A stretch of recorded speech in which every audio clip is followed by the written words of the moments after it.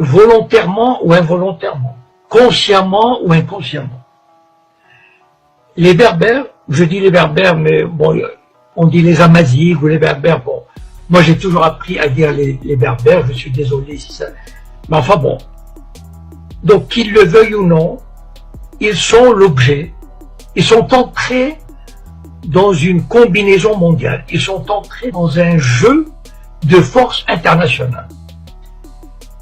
Il y a des forces étrangères, et je vais les citer, c'est le Mossad, en premier lieu le Mossad, avec des services secrets espagnols, français, mais en premier lieu le Mossad, qui a intérêt à semer le trouble, la discorde et la division.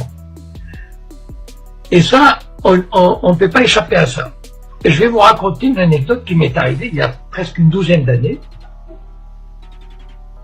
À l'époque, je n'étais pas du tout connu. C'est-à-dire, il n'y avait pas Facebook, je ne faisais pas de conférences, et j'avais l'habitude de me glisser dans les réunions du Bnei Brit, par exemple.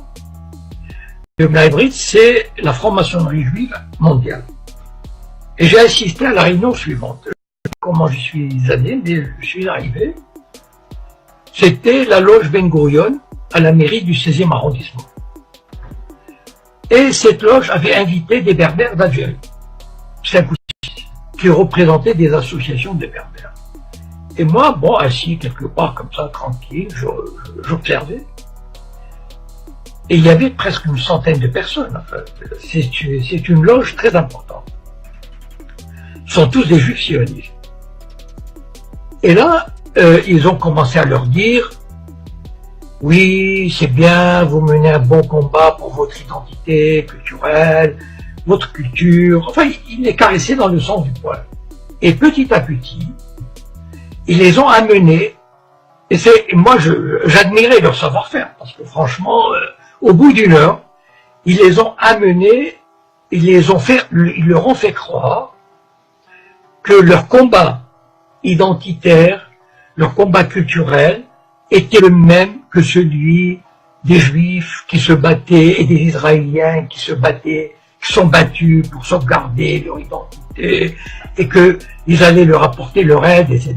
Et c'est là, c'est la première où j'ai pris conscience que les organisations judéo-sionistes s'intéressaient aux problèmes berbères.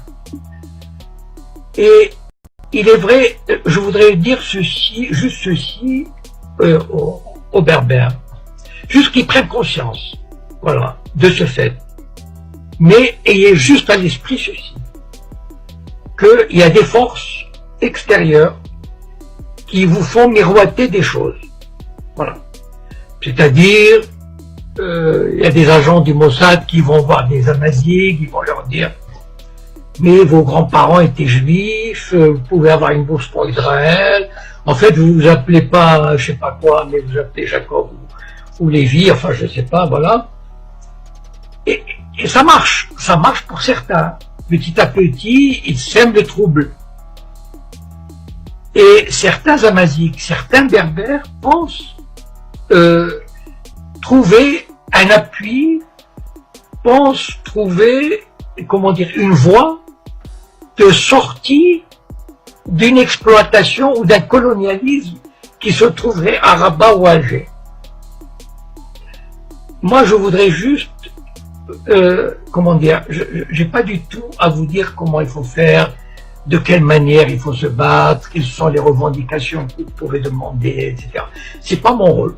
Voilà, mon rôle, c'est, moi qui ai un peu d'expérience, qui ai une petite vision comme ça, de vous éclairer sur les dessous des cartes, voilà, sur les tenants et les aboutissants. Ne vous faites jamais d'illusions sur le Mossad et sur les sionistes. Ils détestent tout le monde. Ils détestent les Arabes, ils détestent les Berbères, ils détestent les musulmans, ils méprisent les Arabes, les Berbères et tous ces peuples du tiers-monde. Donc, ne vous faites pas d'illusions. Les sionistes vous mèneront par le bout du nez. je pense que nous avons vous savez, le but du sionisme, il l'a montré en Irak, en Syrie, en Libye, c'est de détruire ces sociétés, de détruire l'unité nationale, de détruire tout ce qui est un État moderne. Et les Berbères, je vais vous dire, si vous marchez dans cette combine, vous serez emportés. شكرا لكم لمتابعة الفيديو، ولا تنسوا الإعجاب به